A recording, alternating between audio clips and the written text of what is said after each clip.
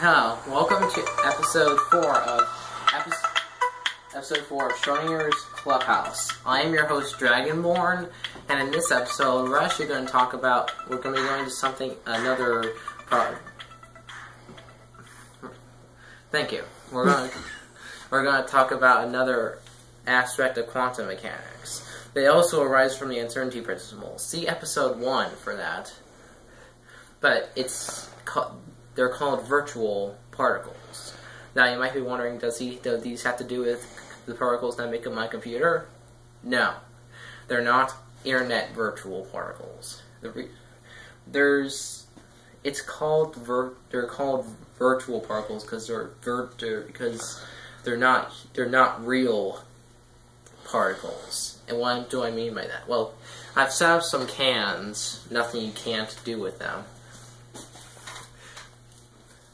Anyway, I set up some cans to kind of show what virtual particles kind of act like. I say sort of. Now, virtual particles, what they are? Virtual particles basically, there's a law. The law of conservation of energy says that energy cannot be created or destroyed, but quantum mechanics has a habit for giving the finger to classical mechanics, which is one of the reasons why I kind of like it, but that's besides the point. Although it's not breaking the rule, it's more bending it, because these virtual particles actually can appear out of nothing. However, they don't have enough energy to be a real particle by themselves, and eventually have to go back into nothingness. So it's kind of like with a bank transfer.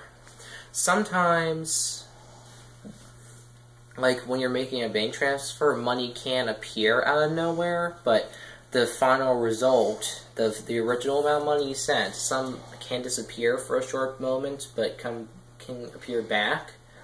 That's essentially a good example of what virtual particles are. They pop into existence, but they don't pop in enough on their own to really affect anything. So, knowing that, here's an example. That does not mean virtual particles cannot exist long enough to decay. For instance, here I have these cans. I happen to have 3 tuna cans. These cats really like tuna, and then one big can. In this case, it's black-eyed peas, but it doesn't really count for this. So the virtual particle pops into existence. This little can. It gets when it's just popping into existence. It grows to its full size. This is the case of a virtual photon, which is the quanta of light, which I mentioned in the physics of the Starkiller base. That photons are actually the force gauge bosons for electromagnetism. In other words, they're the force carrier. Well, virtual photons are the force carrier, and this is what I mean by that. Where these virtual photons, like with an electron and a proton, for instance, they exchange like an electron brings into existence virtual photons that go out. If they interact with anything before they're forced to come back. One example is like a rubber band, where, like, for instance, if you have the electron, you have a proton here. When they extend the rubber bands, if the rubber band touches anything else, it says basically, hey, there's something over here. It's kind of like a sensor, where the electron knows, alright, there's something here. I know to come to attract, or at least it's more of a reaction electromagnetically. Like electrostatics, positive attracts negative, and vice versa. It would be attracted to the proton because the electron kind of thinks the proton's hot, like a lot of guys and a lot of guys view the supermodels. So they hang around, so they get attracted to the positive charge, and the same thing would happen for any charged particle coming across another charge, something coming across something that has an opposite charge. similar for magnetism to opposites attract.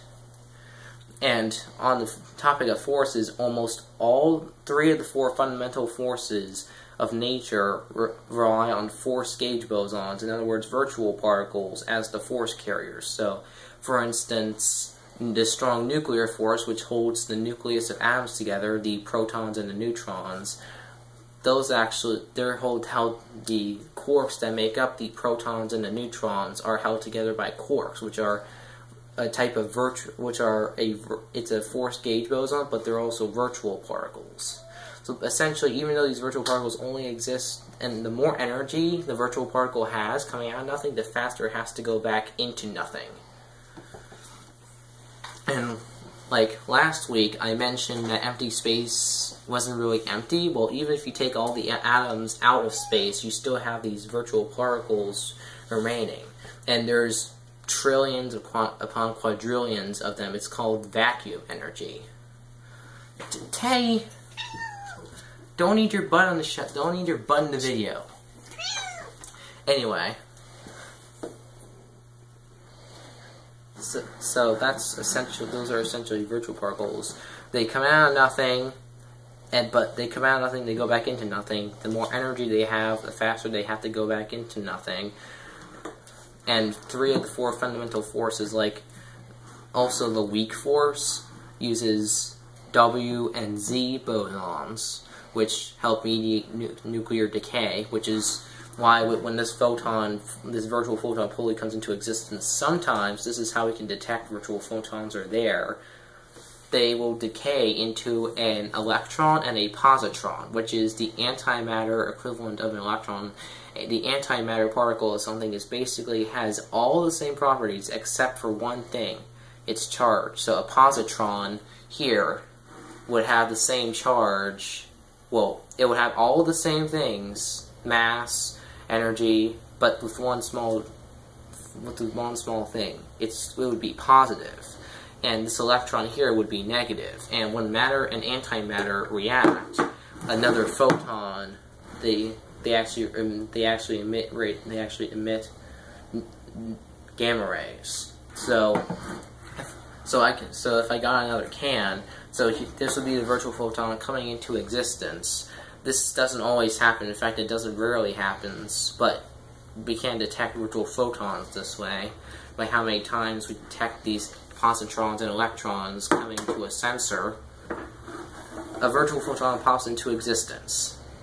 It goes back to its full energy. Sometimes it can decay into 2 separate decay into a positron and an electron. If they happen to meet, they can form.